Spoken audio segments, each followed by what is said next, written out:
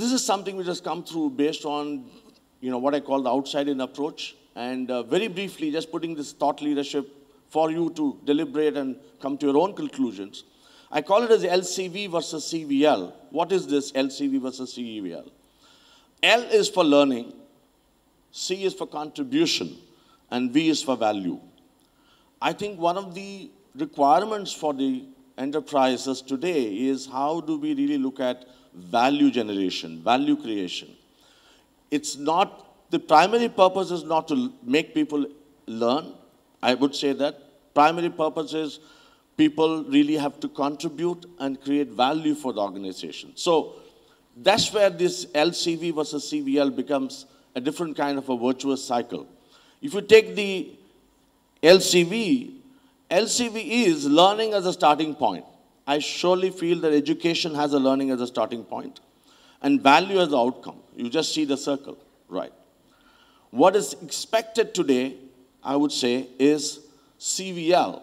The starting point, while learning is an important dimension for us to focus, starting point for organizations, as if I talk about employable talent, the talent has to contribute.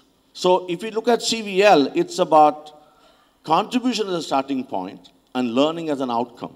I think it's very important that next-gen curriculum and the education to excellence, if I can call it, as an end-to-end, needs to look at employable talent. So, in summary, how do you build scale? From a student perspective, I think there are three dimensions: employable skills, industry inputs. I think there's a necessity for the students also to start getting industry inputs, whether it's K-12 or above, and industry visits.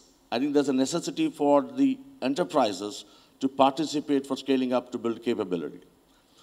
Teachers, I think this is one big area. While we talk enough and more about education, I think capability and talent is also about getting an excellent teacher, capable teachers. I think it's equally important for the industry as well as the government to focus on the coaching the teachers, the occasional visits for them, and focusing on capability building.